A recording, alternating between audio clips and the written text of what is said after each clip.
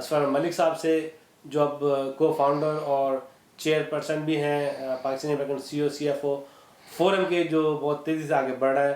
اسفر ملک صاحب السلام علیکم. السلام علیکم. کیسے مزاج ہیں آپ کے؟ ٹھیک ٹھاک، دعا ہے آپ کی. خیریت سے ہیں آپ؟ بالکل. بڑی خوشی ہے کہ آپ نے ٹائم دیا. شکریہ آپ کا، آپ نے یہاں آئے، اتنی دور آپ موقع لگا آپ کو یہاں آنے کا اور ہمارے مہمان بنے. اور بڑی خوشی بات یہ ہے کہ ماشاء اللہ آپ میری ایک کال پہ واشنگٹن ڈی سی آئے اور آپ نے کیپٹل ہل میں ٹائم دیا، اور ڈیفینیٹلی اور وہ آپ کا آنا بڑا اہم ہوا ہمارے لیے کہ ایک اتنا بڑا entrepreneur businessman Saint Louis Missouri سے فلائی کر کے to participate in day on the hill. That was a very very good for us and I am very thankful to you. ہمارے ناظرین کو سب سے پہلے ہمیں یہ بتانا ہوتا ہے کہ آپ کون ہیں. ہمارے ناظرین کو یہ بتائیے کہ آپ نے کہاں سے تعلیم حاصل کی، اور آپ کی بیسک تعلیم کہاں سے شروع ہوئی، اور آپ امریکہ کب آئے، اور آپ نے جو یہ آپ کا جو پروفیشن ہے میڈیکل، یہ کیوں آپ نے اس کو جوائن کیا؟ یہ قصہ یہاں سے شروع ہے. میں بیسک تعلیم تو میری کیڈٹ کالج پٹارو سے ہوئی. میں کراچی میں پہلے کینٹ پبلک اسکول میں ہوتا تھا، اس کے بعد کیڈٹ کالج پٹارو گیا، وہاں سے میں ڈاؤ میڈیکل کالج سے گریجویٹ کیا میں نے. یہاں امریکہ کیوں آنا ہوا؟ امریکہ اس لیے آیا کہ آگے تعلیم کو بڑھانا تھا، اسپیشلائزیشن کرنی تھی. اور جب ہم یہ سب میڈیکل اسکول جا رہے تھے تو اس وقت امریکن میڈیسن جو ہے وہ سب سے زیادہ ایڈوانس تھی اور ابھی بھی ہے. تو اس کا دس لیڈ ٹو کہ میں امریکہ پہنچا. امریکہ میں پہلے ریسیڈنسی کرنے کے بعد یہ مجھے خیال آیا کہ میڈیسن جو ہے یہاں پریکٹس کرنا آسان ہے، مگر میڈیکل بزنس جو ہے وہ بھی امپورٹنٹ ہے. اس کے بعد ریسیڈنسی کے بعد میں نے پریکٹس شروع کی. پریکٹس شروع کرنے کے بعد میں بزنس اسکول گیا. میں نے ایگزیکٹو بزنس پروگرام کیا اولن واشنگٹن یونیورسٹی سے. وہاں کرنے کے بعد جیسے امریکن میڈیسن آگے بڑھ رہی ہے اور جس طرح سے فائنینشیل رسپانسبلٹی اور میڈیکل رسپانسبلٹی، کلینکل رسپانسبلٹی دونوں ایک فزیشین کے ذمہ آتی ہے، تو اس سے میں نے یہ سوچا کہ کیوں نہ اپنی پریکٹس اور ڈاکٹروں کی پریکٹس ملا کے ایک میڈیکل وینچر شروع کیا جائے. اور وہیں سے پھر یہ ابتدا شروع ہوئی، جو ہاسپٹلس کھولے، کلینکس کھولے and so on so forth. کس سال میں آپ آئے تھے پاکستان سے؟ میں پاکستان سے 1979 میں گریجویٹ کیا.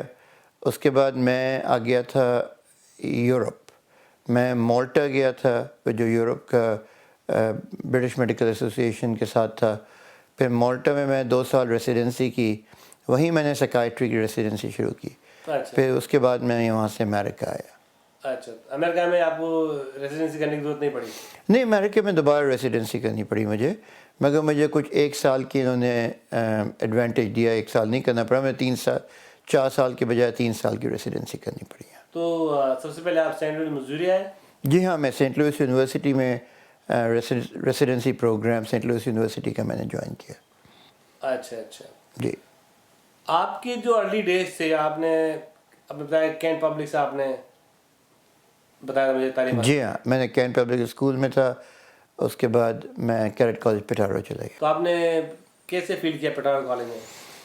کیڈٹ کالج پٹارو کیا حاصل کیا آپ نے؟ کیڈٹ کالج پٹارو میں 3-4 چیزیں میں ابھی بھی لوگوں کو کہتا ہوں بڑی امپورٹنٹ ہے. ارلی ایجوکیشن اسٹرکچر جو ہوتا ہے، جو ریجیمنٹڈ اسٹرکچر تھا جو پبلک اسکولز اور پرائیویٹ اسکولز میں نہیں ہوتا ہے، اور اسپورٹس ایکٹیویٹیز ہوتی ہیں. اس کے علاوہ یہ تھا کہ کیڈٹ کالج پٹارو میں دنیا کے پاکستان کے 4 پروونسز سے جو اسٹوڈنٹس ہیں، سلیکٹڈ اسٹوڈنٹس آتے تھے. اس طرح ہمارا ایک قسم سے ان کے ساتھ انٹریکشن ہونا، understanding every part of the culture in Pakistan بہت امپورٹنٹ تھا.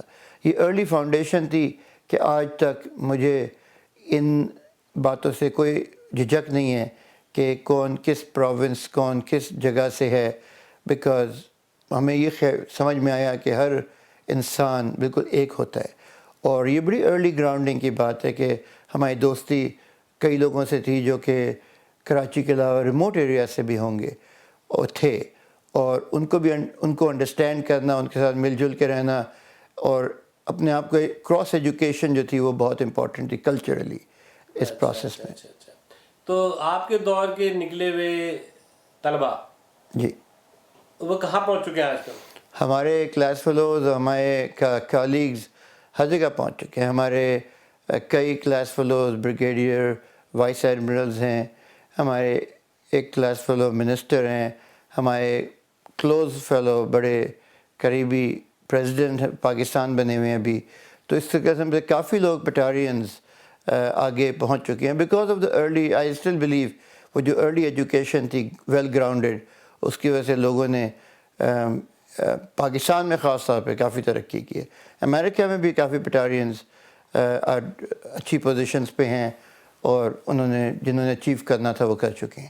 ڈاکٹر صاحب مجھے یہ بتائیے کہ ماشاء اللہ آپ کے 25 سال ہو گئے؟ 1981 میں آیا تھا, تو تقریباً آپ 25 سال کیا 26-27 سال ہونے لگے ہیں. آپ؟ جی ہاں. ماشاء اللہ شروع میں آتے آپ نے جاب وغیرہ کی ہوگی کسی ہاسپٹل میں؟ شروع میں آ کے ریسیڈنسی کی تھی میں نے. ریسیڈنسی کی, پھر 1 سال کی میں نے فیلوشپ کی ایڈمنسٹریٹو سائکائٹری میں. اس کے بعد میں نے اپنی پریکٹس شروع کی اور میں میڈیکل ڈائریکٹر تھا ایک ہاسپٹل کا, بڑے ہاسپٹل کا, یہاں پہ سینٹ جانز مرسی ہاسپٹل کا. اچھا, تو آپ کو یہ کیسے خیال آیا کہ آپ اپنا بزنس اسٹارٹ کریں؟ جی ایسا ہوا کہ ارلی 1990s میں میڈیسن میں چینجز آنے لگے. ہاں, ایک سیلف پے سسٹم ہوتا تھا پہلے, کہ لوگ آتے تھے ڈاکٹر کو دیکھتے تھے, وہ پیسے دیتے تھے اور وہ پہ اپنی انشورنس فائل کرتے تھے. یہ جو سسٹم جو چینج آیا, یہ کس کو کہتے ہیں مینیج کیئر. امریکہ میں زیادہ تر لوگوں کو سمجھ میں آتی ہے واٹ مینیج کیئر از. یہ مینیج کیئر آیا جس میں یہ انشورنس کمپنیز نے کانٹریکٹ دینے شروع کر دیے ڈاکٹرز کو, اور پیشنٹ کا کنٹرول جو ہے وہ کرنا شروع کر دیا, اس لیے کہ فائنینشلی میڈیکل بزنس کو کنٹرول کرنا تھا. کاسٹ جو ہے انکریمنٹلی بڑھ رہا تھا اور افورڈیبلٹی لوگوں کی نہیں ہو سکتی تھی, تو مینیج کیئر نے ایک مینجمنٹ آف میڈیسن شروع کی ہے. تو مجھے اس زمانے میں یہ ویژن ہوا کہ اگر ڈاکٹرز جو ریئلی پرووائڈ کرتے ہیں care, why should they not be managing the care rather than somebody else who does not.